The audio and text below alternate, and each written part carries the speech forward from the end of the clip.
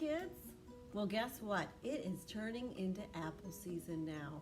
I don't know if you've been apple picking or to the grocery store, but there's all different kinds of apples. There's green apples, red apples, yellow apples, and sometimes you'll find multicolored apples. I have with me a Honeycrisp apple, and when I think of apples, I think of a very famous artist named Paul Cézanne. Now, Paul Cézanne created many still lifes, and a still life is a painting of things that do not move. Not portraits like people or animals, not landscapes like outside, but things like apples or flowers, and a lot of times they're on a table. He created this still life of apples, and he took time to set up his still life. He had some apples overlapping other apples. So that means one apple looks like it's behind. He used different colors of apples. He had some orange apples here, and he has a red one here. Today, I'm going to show you how to draw a still life of apples. Come on.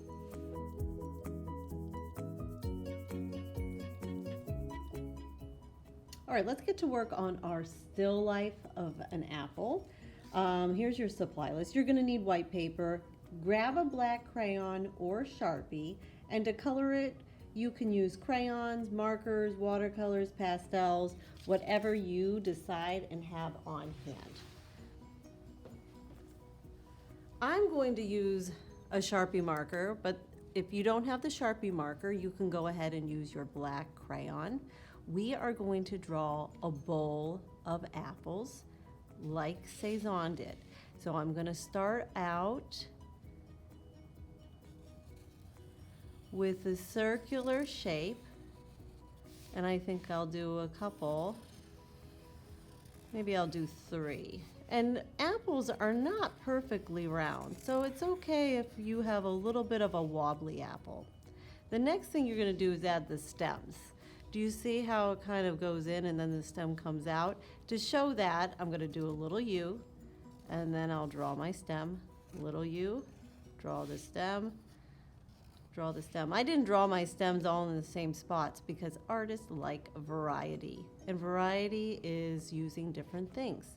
Next thing I want to do is go ahead and do my plate, and that's going to be a big circle going around. Oops, mine's going to go right off the page, and that is A-okay. Now I'll have to add the tablecloth. Think of some different kind of lines, you know. Maybe you want a wavy line to do a pattern. And when I get to the plate, I move my marker off the page. Then we're not going to get one there. And there. So now I have the design all set up. Now I can go ahead and color. If you have, markers, think about the colors of your crayons. Or your apples. If you have crayons, think about the colors you would use for those. Or watercolors. If I was doing watercolors, I would get my brush wet, pick up some yellow paint. I'd do my edges first. I can clean my brush. I could add a little bit of red. Look how that changes. You see how I'm doing a curved line for that?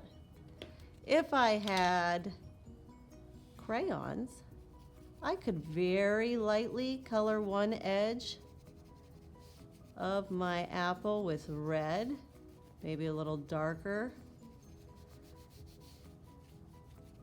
And then I could do yellow crayon on top. Do you see how it changes it a little bit?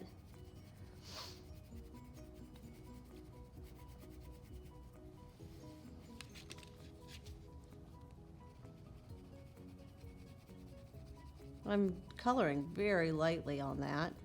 I could even, if I had the watercolors too, go ahead and put some watercolor on top of the crayon.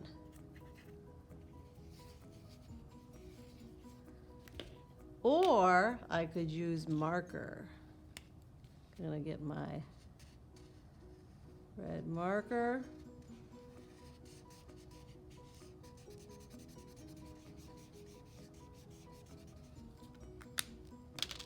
Add my yellow.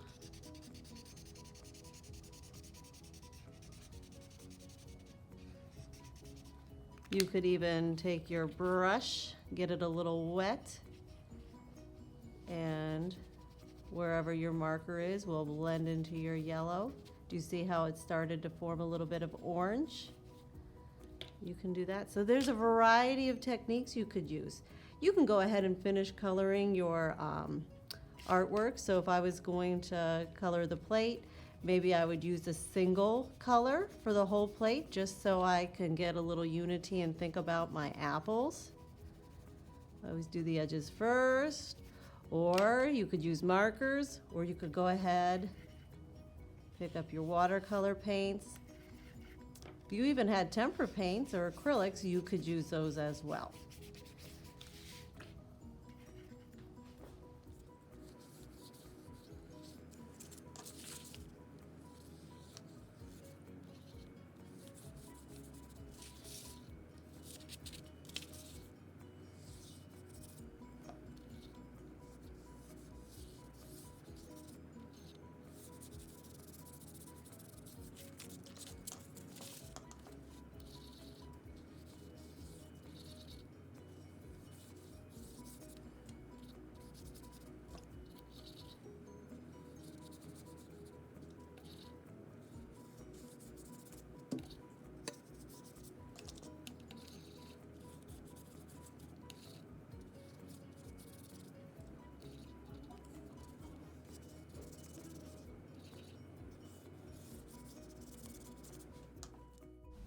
All right, boys and girls, today we did create a still life of a bowl of apples in the style of Cézanne.